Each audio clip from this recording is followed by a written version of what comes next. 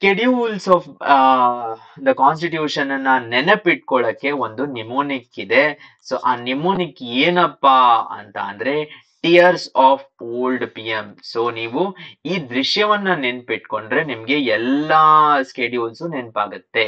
So T ಅಂದ್ರೆ T for territories. ಭಾರತದ territory ಎಷ್ಟು ಅಂತ ಟಿ ಅಲ್ಲಿ ಗೊತ್ತಾಗುತ್ತೆ. ಫಸ್ಟ್ ಸ್ಕೆಡ್ಯೂಲ್ ಅದು.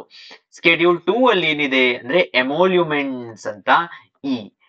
ಟಿಯರ್ಸ್ ಥರ್ಡ್ ಸ್ಕೆಡ್ಯೂಲ್ ಬಂದು ಎ. ಎ ಅಲ್ಲಿ ಏನು ಅಂದ್ರೆ ಅಫರ್ಮೇಶನ್ಸ್ ಅಥವಾ ಓತ್ ಅಂತ ಏನ್ ಹೇಳ್ತೀವಿ ಅದು ಸ್ಕೆಡ್ಯೂಲ್ 3 ಅಲ್ಲಿ ಎ ಇರೋದು. ಸ್ಕೆಡ್ಯೂಲ್ 4 ಅಲ್ಲಿ ಏನು ಅಂದ್ರೆ ರಾಜ್ಯಸಭಾ ಸೀಟ್ಸ್ ಬಗ್ಗೆ ಇರೋದು ಸ್ಕೆಡ್ಯೂಲ್ 4 ಅಲ್ಲಿ.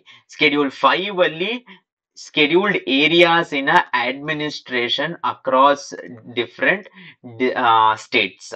ಸ್ಕೆಡ್ಯೂಲ್ 6 ಅಲ್ಲಿ ಓ ಟಿಯರ್ಸ್ ಆದ್ಮೇಲೆ ಆಫ್ ಅಂತ ಏನ್ ಬರುತ್ತೆ ಓ ಅಂದ್ರೆ ಅದರ್ ಏರಿಯಾಸ್ ಅಂದ್ರೆ ನಾರ್ತ್ ಈಸ್ಟ್ ಏರಿಯಾಸ್ ಅಲ್ಲಿ ನಮ್ಗೆ ಇದು ಬರುತ್ತೆ.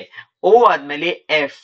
ಸ್ಕೆಡ್ಯೂಲ್ 7 ಅಲ್ಲಿ ಏನು ಅಂದ್ರೆ ಎಫ್ ಅಂದ್ರೆ ಫೆಡರಲ್ ಸ್ಟ್ರಕ್ಚರಿನ lists of federal structure F ಅಲ್ಲಿ ಬರುತ್ತೆ. ನೆಕ್ಸ್ಟ್ ಬಂದು ಸ್ಕೆಡ್ಯೂಲ್ 8 ಅಲ್ಲಿ ಓಲ್ಡ್ ಪಿ ಎಂ ಅಲ್ಲಿ ಓ ಅಂದ್ರೆ ಅಫಿಷಿಯಲ್ ಲ್ಯಾಂಗ್ವೇಜಸ್ ಯಾವ್ದು ಅಂತ ಗೊತ್ತಾಗುತ್ತೆ.